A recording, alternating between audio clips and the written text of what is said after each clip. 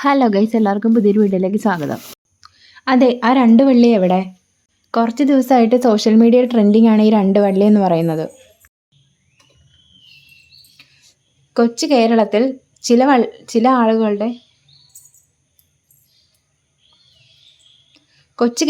ചില ആളുകളുടെ ശ്രദ്ധ മുഴുവൻ പോയ ആ രണ്ട് വള്ളികളുടെ ഉടമ എന്ന് പറയുന്നത് മറ്റാരുമല്ല, ന്യൂസ് മലയാളം 24x7 വാർത്താ അവതാരക സേതുലക്ഷ്മിയാണ്.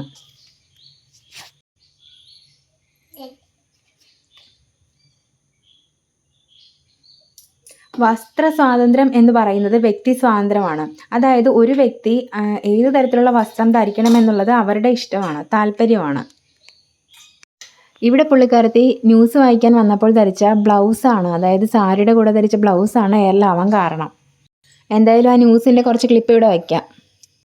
ഇന്ന് മലയാളികൾക്ക് കർക്കിടകം എന്ന് പറയുമ്പോഴത്തേനും ശരിക്കും മഴയുടെയും രാമായണ മാസത്തിൻ്റെയും അതേപോലെ വീടുകളിൽ ഔഷധക്കഞ്ഞിയുടെയും കുടുംബസ്നേഹത്തിൻ്റെയും ഒക്കെ ഒരു കുളിർകാലം കൂടിയാണ്. പണ്ട് ഈ കാർഷിക സമൂഹത്തിൽ ഏറ്റവും കഷ്ടകാലമായിരുന്നു എന്നതുകൊണ്ട് തന്നെ കർക്കിടക മാസത്തിനെ ഇപ്പോഴും, പണ്ട് മാത്രമല്ല ഇപ്പോഴും ചിലയിടങ്ങളിലൊക്കെ പഞ്ഞമാസം എന്ന് വിളിക്കുന്നവരുണ്ട്. പക്ഷെ ആ കഷ്ടകാലത്തെ പോലും പ്രാർത്ഥനയിലൂടെയും ആരോഗ്യ സംരക്ഷണത്തിലൂടെയും ആത്മവിചിന്തനത്തിലൂടെയും ഒക്കെ അതിജീവിക്കാനാണ് നമ്മുടെ പൂർവികരൊക്കെ നമ്മളെ പഠിപ്പിച്ചത്. അതുകൊണ്ട് തന്നെ കർക്കിടകം ജീവിതത്തിൽ പ്രതിസന്ധികളെ ക്ഷമയോടെയും പ്രത്യാശയോടെയും നേരിടാനുള്ള ഒരു ഓർമ്മപ്പെടുത്തൽ കൂടിയാണ്. കുടുംബസ്നേഹത്തിൻ്റെയും ഒക്കെ ഒരു കുളിർകാലം കൂടിയാണ്. പണ്ട് ഈ കാർഷിക സമൂഹത്തിൽ ഏറ്റവും കഷ്ടകാലമായിരുന്നു എന്നതുകൊണ്ട് തന്നെ കർക്കിടക മാസത്തിനെ ഇപ്പോഴും, പണ്ട് മാത്രമല്ല ഇപ്പോഴും ചിലയിടങ്ങളിലൊക്കെ പഞ്ഞമാസം എന്ന് വിളിക്കുന്നവരുണ്ട്. പക്ഷെ ആ കഷ്ടകാലത്തെ പോലും പ്രാർത്ഥനയിലൂടെയും ആരോഗ്യ സംരക്ഷണത്തിലൂടെയും ആത്മവിചിന്തനത്തിലൂടെയും ഒക്കെ അതിജീവിക്കാനാണ് നമ്മുടെ പൂർവികരൊക്കെ നമ്മളെ പഠിപ്പിച്ചത്. അതുകൊണ്ട് തന്നെ കർക്കിടകം ജീവിതത്തിൽ പ്രതിസന്ധികളെ ക്ഷമയോടെയും പ്രത്യാശയോടെയും നേരിടാനുള്ള ഒരു ഓർമ്മപ്പെടുത്തൽ കൂടിയാണ്. ഇരുളടഞ്ഞ നാളുകൾക്കു ശേഷം വെളിച്ചത്തിന്റെ ഒരു നല്ല നാളെ പ്രകൃതി നമുക്ക് വേണ്ടി നൽകും എന്നൊരു വലിയ ജീവിത സന്ദേശം കൂടിയാണ് ഓരോ കർക്കിടകവും നമുക്ക് നൽകുന്നത്. അപ്പോൾ എല്ലാ പ്രിയപ്പെട്ട പ്രേക്ഷകർക്കും നന്മയുടെയും ഐശ്വര്യത്തിന്റെയും ആരോഗ്യവും നിറഞ്ഞ നല്ലൊരു കർക്കിടക മാസം ആശംസിച്ചുകൊണ്ട് ഞാൻ ഇന്നത്തെ വാർത്ത ഇവിടെ പുള്ളിക്കാരത്തി ധരിച്ച ആ ബ്ലൗസാണ് എല്ലാവരുടെയും പ്രശ്നം. ഒരു കാര്യം എന്താണെന്ന് വെച്ച് കഴിഞ്ഞാൽ ഒക്കേഷൻ അനുസരിച്ച് വേണം ഡ്രസ്സ് ധരിക്കാൻ. പുള്ളിക്കാരിക്ക് അവരുടെ ഇഷ്ടത്തിനുള്ള വസ്ത്രം ധരിക്കാം, അതിനാരും എതിരല്ല. അത് അവരുടെ ഇഷ്ടമാണ്, അവരുടെ സ്വാതന്ത്ര്യമാണ്.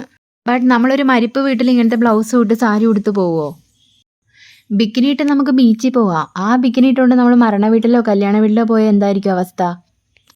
ഇങ്ങനെയുള്ള ഈ ഒരു ഡ്രസ്സ് മാത്രമല്ല, ഇങ്ങനെയുള്ള ബ്ലൗസിൻ്റെ കുറേ ഡ്രസ്സ് പുള്ളിക്കാരത്തി ഇടുന്നുണ്ട് ഈ ന്യൂസ് വായിക്കുമ്പോൾ. അപ്പോൾ ഈ ഒരൊറ്റ കാരണം കൊണ്ടാണ് പുള്ളിക്കാരത്തി വൈറലായതും അതേപോലെ തന്നെ ഏറിപ്പോയതും. അതിനെ തുടർന്ന് പുള്ളിക്കാരത്തിയുടെ ഇൻ്റർവ്യൂ ഒക്കെ വന്നിട്ടുണ്ടായിരുന്നു, അതിൻ്റെ കുറച്ച് ഭാഗങ്ങൾ കാണാം. കൈ കാണുമ്പം പ്രശ്നമാ അങ്ങനൊക്കെ പറയും. എനിക്ക് അങ്ങനെ ആവണ്ട, എനിക്ക് എല്ലാ ഡ്രസ്സും ഇടണം, ഞാൻ തടിച്ചിട്ടാ, പക്ഷെ എനിക്ക് ഈ ഡ്രസ്സ് എല്ലാം എനിക്ക് ചേരണം. അങ്ങനെ എനിക്ക് സ്വയം എനിക്ക് അങ്ങനെ ഒരു പ്രശ്നമുണ്ട്. അപ്പൊ അതുകൊണ്ട് ഞാൻ എല്ലാ ഡ്രസ്സും ഇടും. അത് എനിക്ക് ചേരുവോ ഇല്ലെന്ന് ഞാൻ നോക്കില്ല, എനിക്കിഷ്ടമാണ്, എനിക്കത് ഇഷ്ടമാണ്, അതുകൊണ്ട് ഞാനത് ഇടും.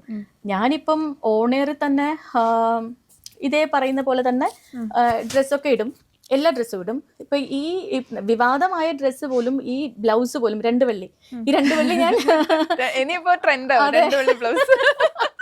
ഇത് ഞാൻ നേരത്തെ ഉപയോഗിച്ചിട്ടുണ്ട്. തടിയുള്ള ആളുകൾക്ക് ഇന്ന ഡ്രസ്സ് ചേരില്ല, അവർ ഇന്ന ഡ്രസ്സ് ചേരുള്ളൂ, അവരുടെ കൈക്ക് കുറച്ച് എല്ലായിടത്ത് എറിഞ്ഞാൽ വീടുന്ന ഒരു യൂട്യൂബറിന്റെ തലയിലായിരിക്കും. അത്രയധികം ആളുകൾ, യൂട്യൂബേഴ്സും അതേപോലെ തന്നെ സോഷ്യൽ മീഡിയയില് ആളുകൾ, നമുക്ക് പരിചിതങ്ങളായ കുറെ ആളുകളുണ്ട്. അതിനിടയിൽ ഇപ്പോഴും ചാനലുകൾ നിലനിൽക്കുന്നു. ചാനലുകളിൽ എന്തോരം വാർത്താ അവതാരകരുണ്ട്, അവരെല്ലാം നിലനിൽക്കുന്നുണ്ട്. അപ്പം അവർക്കിടയിൽ നമ്മൾ ശ്രദ്ധിക്കപ്പെടുന്നു, നമ്മളെ ആൾക്കാർക്ക് ഇഷ്ടപ്പെടുന്നു, നമ്മൾ പറയുന്ന കാര്യങ്ങൾ അവർക്ക് മനസ്സിലാകുന്നു. അതൊക്കെ കാണുമ്പോൾ ഒരു സന്തോഷം. മോളിൽ നിന്ന് ഒരു കല്ലെടുത്ത് ഇവിടെ കണ്ടന്റ് ആരും ശ്രദ്ധിച്ചിട്ടില്ല, എല്ലാവരും ശ്രദ്ധിച്ചത് നിങ്ങളുടെ ഡ്രസ്സാണ്. ഇപ്പോൾ സമൂഹത്തിൽ ഒരു ഇഷ്യൂ വന്നു കഴിഞ്ഞാൽ അതിൽ രണ്ട് സൈഡ് ഉണ്ടാവും. അതായത് ഒരു കോയിന് രണ്ട് വശങ്ങളുണ്ടെന്ന് പറയുന്നത് പോലെ രണ്ട് ചിന്തക്കാരുണ്ടാവും. അതായത് ഇപ്പോൾ ഇതിനെ അംഗീകരിക്കുന്നവരും ഉണ്ടാവും, എതിർക്കുന്നവരും ഉണ്ടാവും. പിന്നെ പുള്ളിക്കാരത്തി ഒരുപാട് ന്യൂസ് ചാനലിൽ വർക്ക് ചെയ്തിട്ടുണ്ട്. റീസെൻ്റായിട്ട് വർക്ക് ചെയ്തത് മാതൃഭൂമി ന്യൂസിലായിരുന്നു. അപ്പോൾ അവിടെ എന്ന് പറഞ്ഞു കഴിഞ്ഞാൽ ന്യൂസ് വായിക്കുന്ന സമയത്ത് അവർക്ക് ധരിക്കാനായിട്ട് ഡ്രസ് കോഡുണ്ട്. അതിനുശേഷമാണ് പുള്ളിക്കാരത്തി ന്യൂസ് മലയാളത്തിലെത്തുന്നത്. ഇവിടെ എന്ന് വെച്ചാൽ ഡ്രസ് കോഡൊന്നുമില്ല, റൂളൊന്നുമില്ല, അവർക്ക് ഇഷ്ടമുള്ള ഡ്രസ്സ് ധരിക്കാം. മേ ബി അതുകൊണ്ടായിരിക്കാം ഇത്രയും നാളും പുള്ളിക്കാരത്തിക്ക് ഇഷ്ടമുള്ള ഡ്രസ്സ് ധരിക്കാൻ പറ്റിയില്ലല്ലോ. എന്തായാലും നിങ്ങളുടെ അഭിപ്രായം കമൻറ്റിൽ രേഖപ്പെടുത്തുക. പുതിയൊരു വീഡിയോ ആയിട്ട് ഉടനെ തന്നെ കാണാം.